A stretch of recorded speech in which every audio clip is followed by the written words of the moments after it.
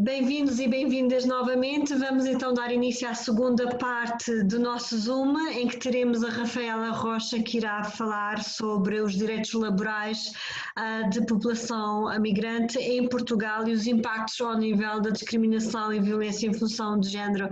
Rafaela, tens a palavra. Muito obrigada. Obrigada, Tatiana. Obrigada, Joana, por estarem presentes. Vou começar a falar do conceito das migrantes como minorias das minorias. Bem, as mulheres imigrantes são consideradas minorias das minorias, no sentido que, ao serem mulheres e ao viverem num país que não são seus, se encontram numa situação mais irregular e inconstante. Como agravante a este cenário, essas mulheres são ainda muitas raras vezes confrontadas com preconceito ou obstáculos, seja em termos legais, culturais, econômicos, hospitalares, escolares, sociais, entre outros. E eu vou começar mais ou menos falando da proteção das mulheres migrantes no âmbito legal. Vou considerar aqui a Recomendação Geral número 32, adotada pelo Comitê para a Eliminação da Discriminação contra as Mulheres, de 2014, em que essa recomendação foi elaborada ao abrigo da Convenção das Nações Unidas sobre a eliminação de todas as formas de discriminação contra as mulheres. Peguei o principal objetivo da recomendação geral, número 32, também muito interessante. Se mais tarde a gente quiser, que se as pessoas quiserem saber mais sobre isso, a gente pode disponibilizar também na nossa plataforma e as pessoas que querem saber mais sobre as questões colocadas na recomendação.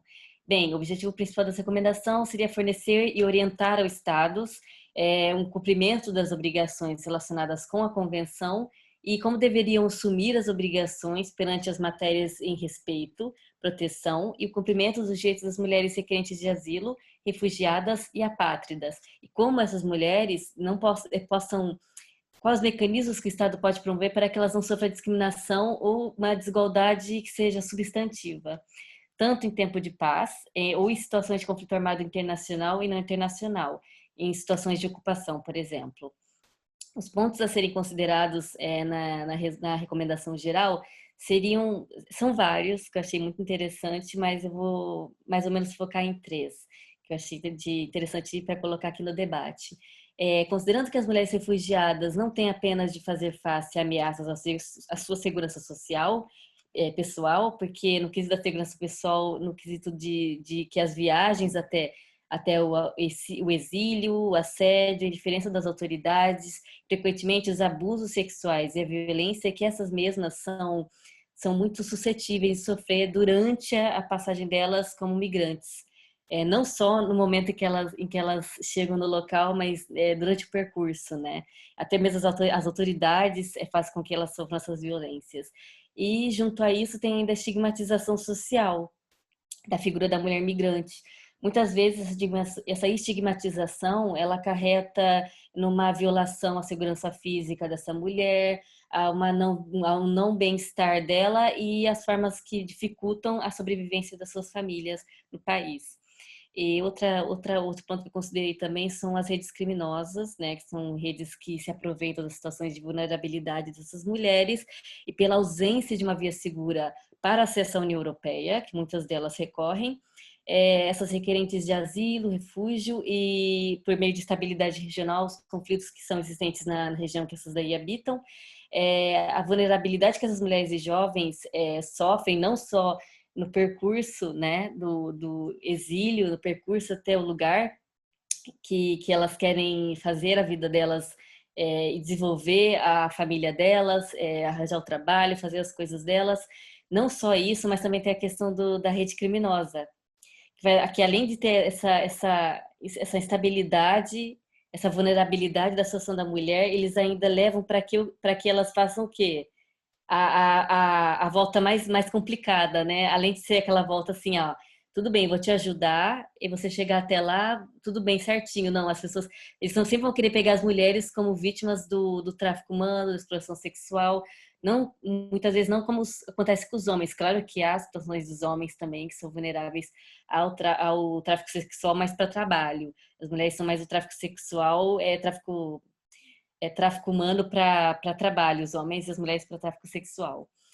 Outro pontinho que eu queria considerar também é que nas casas de acolhimento, muitas dessas mulheres que são alojadas juntos aos filhos não possuem nenhuma condição relativamente à separatória dessas mulheres com os outros homens. Elas ficam, muitas vezes, junto àquelas pessoas que elas não conhecem, então a suscetibilidade de que algo ocorra é muito grande, ou seja, a vulnerabilidade que essas mulheres são colocadas é muito maior ainda, ou seja, além de todo o percurso, ainda no momento em que ela está naquele lugar, ela ainda sofre aquelas violências, né, indiretas e diretas.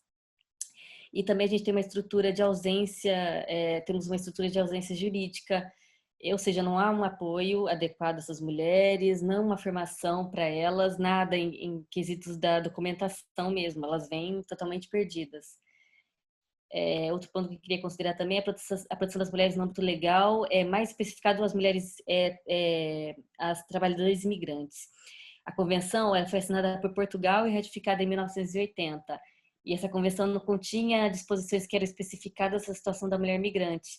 Foi somente em 5 de dezembro de 2008 que o Comitê para a Eliminação da Discriminação contra as Mulheres emitiu uma recomendação geral acerca das mulheres trabalhadoras migrantes.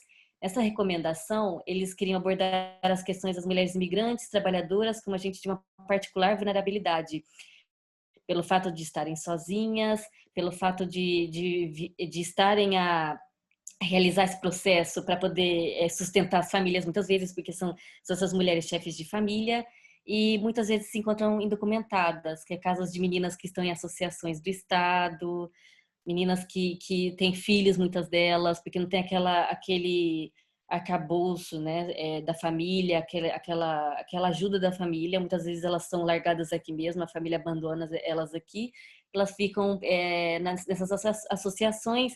Muitas vezes assistência jurídica é necessária, porque muitas delas nem sabem como dar procedimento à regularização delas no país. E essa recomendação ainda, ela leva em conta a defesa de uma análise essencial sobre a posição dessas mulheres e no desenho político, né, nas desenvolturas políticas que podem ser aplicadas pelos estados a fim de evitar uma suscetibilidade à exploração e abuso dessas meninas, porque muitas delas, por serem indocumentadas, e teve casos também que eu fiquei sabendo numa associação, que a minha irmã trabalha, Associação Humanidades, que uma das meninas, uma das meninas teve um caso lá que um sociólogo veio trabalhar com uma menina que a documentação dela foi falsificada e ela não sabia. Ela chegou no país, ela não sabia que aquilo ali poderia dar algum problema para ela depois, ela só chegou com aquela documentação falsificada, muitas delas com tudo atrasado. É um problema muito grande em relação a termos legais, né, de termos de legalização.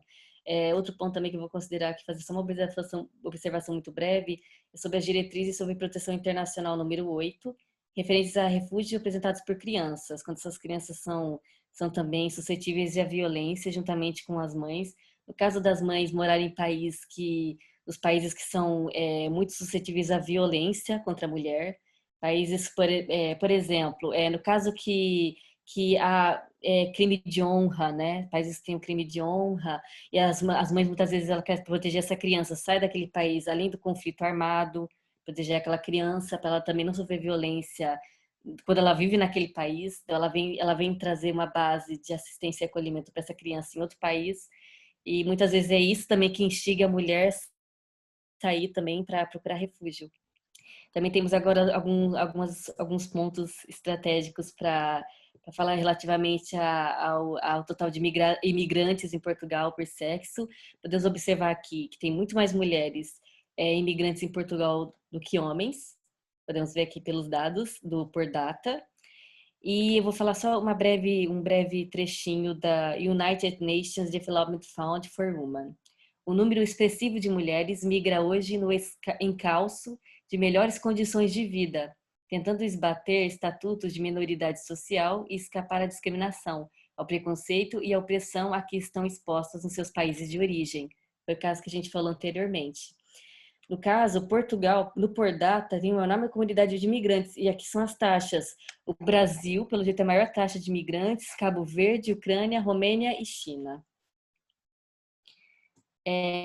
As mulheres migrantes na perspectiva da Organização Internacional para as Migrações, a OIM. A OIM adotou em 1995 uma política de transversalização do gênero, tornando a perspectiva de gênero parte inalienável do seu trabalho. Esse documento é feito um diagnóstico dos problemas específicos associados às trajetórias das mulheres migrantes, relativamente à dupla discriminação das mulheres no mercado, por serem mulheres, ou seja, minorias das minorias. Além de ser mulheres, elas eram migrantes, então há uma dupla descriminalização nesse sentido. Nesse documento são feitas provisões para que a concessão de todos os programas e materiais de formação integre explicitamente a perspectiva de gênero. Ou seja, aquela ideia de desenvolver a ideia de migração na perspectiva de gênero também, que é muito importante também no âmbito do trabalho. As mulheres migrantes na perspectiva da Organização Internacional do Trabalho, a OIT. Portugal é um dos poucos países que ratificou a Convenção da Organização Internacional do Trabalho sobre trabalhadores domésticos. Mas, falando de trabalhadores domésticos, qual seria essa importância da questão do trabalhador doméstico para as mulheres migrantes? A gente pode observar que a legislação nacional ela deve prever, com base na Convenção da Organização Internacional do Trabalho, que os potenciais trabalhadores domésticos migrantes não gozam de liberdade de circulação e devem receber, antes de partir do país de origem, um documento escrito. É como se fosse uma proteção acrescida, não uma proteção acrescida, a proteção à situação deles, né, de vulnerabilidade.